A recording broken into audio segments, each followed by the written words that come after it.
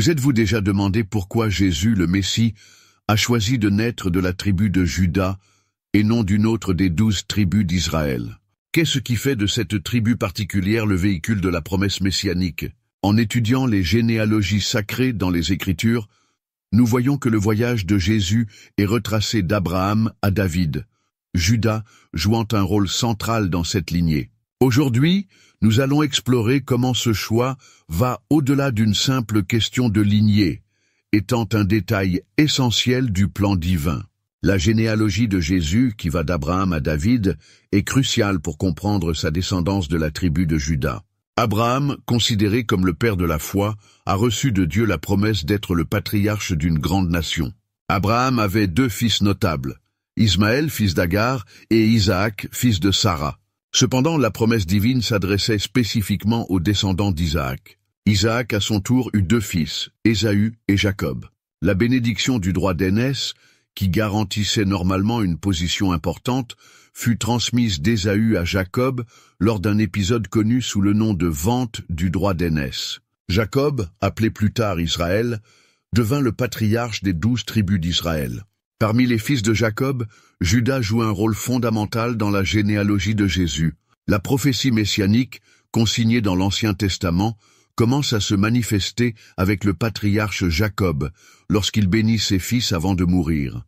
Les fils aînés, Ruben, Siméon ou Lévi, étaient censés assumer la direction des tribus et perpétuer la lignée messianique. Cependant, d'importants manquements moraux ont disqualifié chacun d'entre eux de ce poste.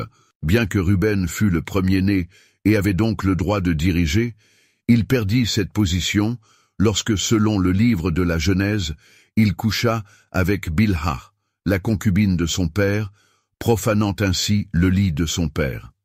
Cet acte d'immoralité a probablement disqualifié Ruben du leadership. De même, lorsque Dina, la sœur des 3, fut violée, Siméon et Lévi réagirent avec une violence extrême, trompant les hommes de la ville et les tuant par vengeance. Cet acte de colère provoqua une sévère réprimande de la part de Jacob, rendant Siméon et Lévi également inaptes à la lignée messianique. Ces épisodes marquent un contraste significatif avec l'attente initiale de leadership et de continuité de la lignée messianique à travers les fils aînés de Jacob.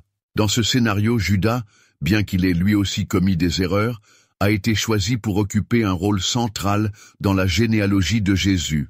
La prophétie messianique qui commence à se dérouler avec Jacob devient encore plus claire lorsqu'il bénit son fils Juda.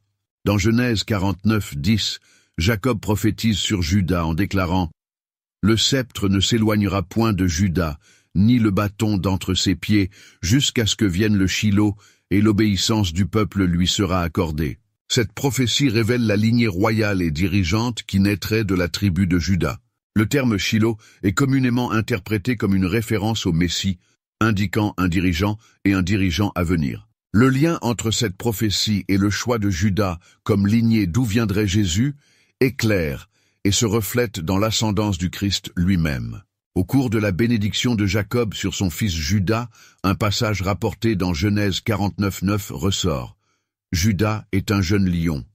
Tu te lèves de la proie, mon fils. » Le lion, comparé à la lionne, soulève de profondes questions sur le leadership et le pouvoir. Le symbolisme du lion associé à la tribu de Juda est une métaphore puissante et significative qui traverse toute l'Écriture, soulignant non seulement la force, mais aussi la royauté. Le lion représente la puissance, le courage et le leadership, des qualités que la tribu de Juda était destinée à incarner en tant que leader parmi les tribus d'Israël. Cette métaphore prend encore plus d'importance lorsque nous voyons le titre de lion de la tribu de Juda appliqué à Jésus-Christ dans le contexte messianique des évangiles. Dans les évangiles, Jésus est décrit comme le lion de la tribu de Juda, ce qui indique son autorité royale et son rôle de Messie promis. Dans Apocalypse 5:5, Jean a une vision dans laquelle il voit un lion de la tribu de Juda, la racine de David, conquérant, une référence claire à Jésus. Ce symbolisme renforce la royauté du Christ et sa capacité à triompher de tous les défis. Le lion, tout au long de l'histoire biblique, est associé non seulement à la force physique, mais aussi à la capacité de régner avec justice et sagesse. Le choix de Juda comme point d'origine du Messie souligne la fidélité de Dieu dans l'accomplissement de ses promesses de rédemption à travers la lignée royale de cette tribu. En réfléchissant à ce choix à la lumière de la théologie, nous voyons une convergence unique de caractéristiques et de desseins divins. Dans la Genèse, lorsque Jacob prophétise sur Juda, il souligne non seulement le leadership et le sceptre qui resteraient dans sa lignée, mais il mentionne également que l'obéissance du peuple se tournerait vers lui. Cela suggère une autorité messianique unique attribuée à la tribu de Juda. La théologie derrière ce choix peut être comprise en considérant la loyauté de Juda et son importance dans l'accomplissement des promesses de Dieu. David, un descendant notable de Juda, était un roi vénéré, et Dieu a conclu avec lui une alliance éternelle, promettant que son trône serait établi pour toujours. Cette alliance fait référence à un roi messianique qui viendrait de la lignée de David. De plus, le nom Juda signifie louange ou recommandation à Dieu, suggérant une relation particulière avec le culte et la reconnaissance de la souveraineté divine. Tout au long de son histoire, la tribu de Juda a démontré sa fidélité et son engagement envers Dieu, ce qui en fait un choix important pour la venue du Messie. Lorsque nous comparons Juda avec les autres tribus de Jacob, nous voyons une distinction claire et un but précis dans le choix théologique qui a désigné Juda comme la lignée messianique. Chacune des 12 tribus a des caractéristiques et des contributions uniques à l'histoire du peuple d'Israël. Mais le choix de Juda pour ce rôle messianique révèle des raisons théologiques profondes et significatives. D'autres tribus comme Ruben, Siméon, Lévi et d'autres ont joué un rôle important dans différents contextes. Par exemple, Lévi fut choisi pour le sacerdoce et la tribu de Joseph, représentée par Éphraïm et Manassé, reçut également des bénédictions distinctes. Chaque tribu a contribué de manière particulière à la formation et à l'identité du peuple d'Israël. Cependant, les raisons théologiques qui ont conduit au choix de Juda vont au-delà de ces caractéristiques individuelles. Le patriarche Jacob, en bénissant ses fils pour la dernière fois, a mis en évidence des aspects spécifiques de Juda qui le rendraient apte à jouer un rôle unique dans l'histoire de la rédemption. Dans Genèse 49, Jacob prophétise sur Juda, le décrivant comme un lion, symbolisant la force, le leadership et la royauté. Ces qualités étaient essentielles à la mission messianique qui allait se dérouler à travers sa lignée. Lorsque nous examinons les récits bibliques, nous remarquons de petits détails et des décisions qui montrent comment tout était déjà planifié dans les plans divins. L'histoire de Joseph est un récit riche qui illustre clairement la providence divine dans le choix de la tribu de Juda pour jouer un rôle essentiel dans la lignée messianique. La saga de Joseph commence avec la préférence de son père pour lui, attestée par le don d'une tunique colorée. Ce geste suscite la jalousie des frères de Joseph, les poussant à conspirer contre lui et même à planifier sa mort. Cependant, la proposition de Juda de vendre Joseph plutôt que de le tuer, marque un tournant crucial dans l'histoire biblique, avec de profondes implications pour la postérité de Juda et l'accomplissement du plan de Dieu. Dans Genèse 37, versets 26 et 27, nous lisons que Juda dit à ses frères « Que gagnerons-nous à tuer notre frère et à cacher son sang? Venez, vendons-le aux Ismaélites et ne lui faisons aucun mal, car il est notre frère, notre chair et notre sang. » Les frères acceptèrent la proposition. Cette décision non seulement préserve la vie de Joseph, mais a également des implications plus larges et inattendues. Vendu comme esclave, Joseph est emmené en Égypte, où, grâce à la providence divine, il accède à une position influente et joue un rôle central dans la préservation de la vie pendant la famine imminente. Cette tournure des événements non seulement sauve Joseph, mais prépare également le terrain pour ses futures retrouvailles avec ses frères. De plus, le choix de Juda de vendre Joseph plutôt que de le tuer a de profondes implications théologiques. En prenant cette décision, sans le savoir, Juda devient une pièce fondamentale du plan divin. Il préserve la lignée de Jacob et les retrouvailles de Joseph avec ses frères symbolisent non seulement la réconciliation et le pardon, mais cimentent également le rôle essentiel de Juda dans la lignée messianique. Les descendants de Juda deviennent centraux dans la révélation du Messie. Prophétiquement, le choix de Juda est crucial pour l'accomplissement des paroles de Jacob, selon lesquelles le sceptre ne quitterait pas Juda jusqu'à l'arrivée de Silo. Un autre épisode significatif qui mérite d'être souligné dans l'histoire de Juda est l'histoire de Tamar, rapportée dans Genèse 38. Tamar était la belle-fille de Juda, ayant épousé 2 de ses fils, Er et Onan, tous 2 morts prématurément. Selon la tradition du Lévira, qui exigeait qu'un frère épouse la veuve de son frère décédé pour assurer une descendance, Tamar devait épouser le 3e fils de Juda, Shéla, lorsqu'elle atteignit l'âge approprié. Cependant, Juda hésita à suivre cette tradition, craignant probablement pour la vie de Shéla en raison des circonstances de la mort de ses autres fils. Consciente que son avenir était en jeu, Tamar a pris une décision audacieuse. Lorsqu'elle vit que Juda ne tiendrait pas sa promesse de lui donner Shéla pour mari, elle se déguisa en prostituée et se présenta à Juda. Juda, ne la reconnaissant pas, s'approcha d'elle et eut des relations sexuelles avec elle. Comme Juda était fauché à ce moment-là, Tamar demanda quelque chose en guise de garantie jusqu'à ce que le paiement soit effectué. Il lui donna ses sceaux, son cordon et son bâton. Plus tard, lorsqu'il devint clair que Tamar était enceinte, elle alla trouver Juda pour lui annoncer la nouvelle. Au début, Juda était furieux, ignorant que Tamar s'était déguisée et croyant qu'elle avait eu des relations illicites. Il l'a accusée d'être une menteuse et a exigé une explication. C'est alors que Tamar révéla sa stratégie et présenta les objets que Juda lui avait donnés en garantie. Reconnaissant son erreur, Juda admit son échec.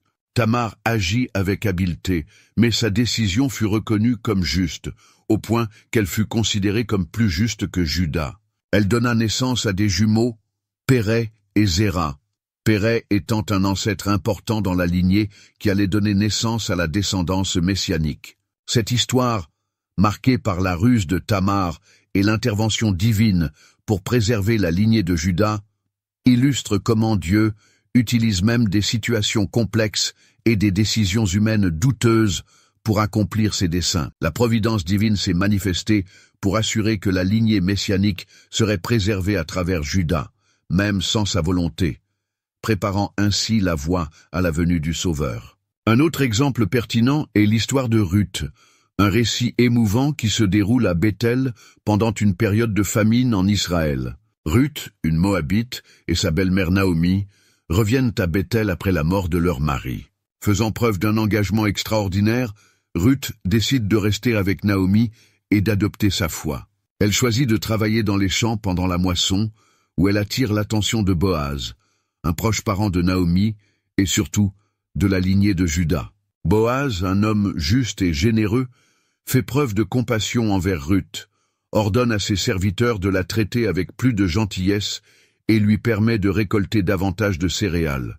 Le tournant survient lorsque Naomi conseille à Ruth de suivre les lois de l'Ancien Testament sur la rançon et la rédemption, qui permettaient à un proche parent de racheter des biens et d'épouser la veuve d'un parent décédé pour préserver l'héritage.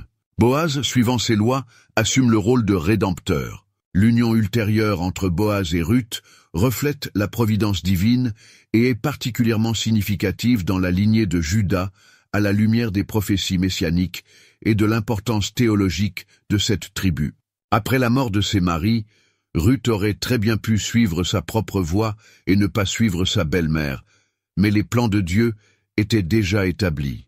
L'histoire de Ruth démontre clairement comment Dieu dirige des événements apparemment simples pour accomplir ses plus grands desseins, préparant la voie à la venue du Messie. La relation de Boaz et Ruth a non seulement béni leur vie, mais elle a également contribué au plan de rédemption et de réconciliation de Dieu. En plus de ces histoires, il est important de rappeler la promesse messianique faite à David, qui souligne également la pertinence de la tribu de Juda. Lorsque nous examinons les documents généalogiques des évangiles, Matthieu et Luc soulignent tous deux la lignée de Jésus, la ramenant à David et par conséquent à Juda. L'accomplissement de la prophétie messianique en Jésus, en tant que descendant de la tribu de Juda, renforce la compréhension de la promesse divine tout au long de l'histoire du peuple d'Israël. David, choisi par Dieu comme roi, a eu un impact durable sur l'histoire d'Israël. Son règne fut marqué par des victoires militaires, le développement de la nation et la conquête de Jérusalem comme capitale. La promesse faite à David, consignée dans le 2e livre de Samuel, chapitre 7, est un moment charnière dans l'histoire d'Israël. Dieu promet à David qu'il établira le règne de son descendant et que ce règne sera éternel. Le passage dit « J'établirai un lieu pour mon peuple d'Israël, je les planterai pour qu'ils aient un lieu qui leur soit propre et qu'ils ne soient plus dérangés. Les méchants ne vous opprimeront plus, comme ils le font dès le commencement. » Cette promesse revêt une grande signification messianique, faisant référence à un roi à venir qui apporterait la stabilité, la justice et un royaume éternel. Le lien avec Juda devient évident lorsque nous examinons les prophéties ultérieures qui détaillent la continuité de cette lignée. Le descendant promis viendrait de la lignée de David, qui à son tour faisait partie de la tribu de Juda, culminant en Jésus-Christ. Cependant, il est essentiel de se rappeler l'alliance inconditionnelle que Dieu a conclue avec David. Lorsque tes jours seront accomplis et que tu seras couché avec tes pères, je susciterai après toi un descendant qui sortira de tes entrailles, et j'affermirai son royaume. Il bâtira une maison à mon nom, et j'affermirai pour toujours le trône de son royaume. Dans ce contexte, après la mort de David, son fils Salomon assume le trône d'Israël. Sous son règne, le pays connut une période de grande prospérité et de développement. Salomon est devenu célèbre pour sa sagesse, son gouvernement avec justice et sa notoriété internationale. Cependant, à mesure que Salomon grandit, son règne commença à rencontrer des difficultés. Après la mort du roi Salomon, Israël se divisa en 2 royaumes rivaux, le royaume du Nord, représenté par Israël, et le royaume du Sud, représenté par Juda.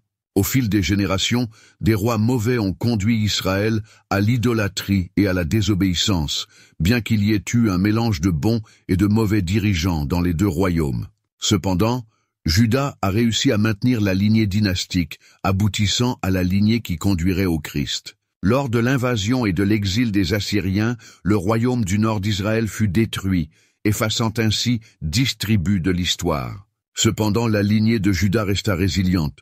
Parmi les 12 fils de Jacob, Juda est apparu comme un reste, une petite flamme qui a maintenu vivante l'étincelle du leadership divin. Ce scénario, tel que prédit dans les prophéties, a confirmé que le sceptre du leadership reposait bel et bien sur la tribu de Juda. En choisissant Juda, Dieu a non seulement accompli les prophéties, mais a également posé des bases solides pour la mission de Jésus sur terre. La lignée de Juda symbolise la continuité de la promesse d'un Rédempteur, et l'accomplissement de ces prophéties en Jésus-Christ révèle l'ampleur de l'amour et de la sagesse divine. En comprenant le choix de Juda, nous sommes amenés à réfléchir sur la grandeur du plan divin et à reconnaître la souveraineté de Dieu dans la trajectoire de la rédemption.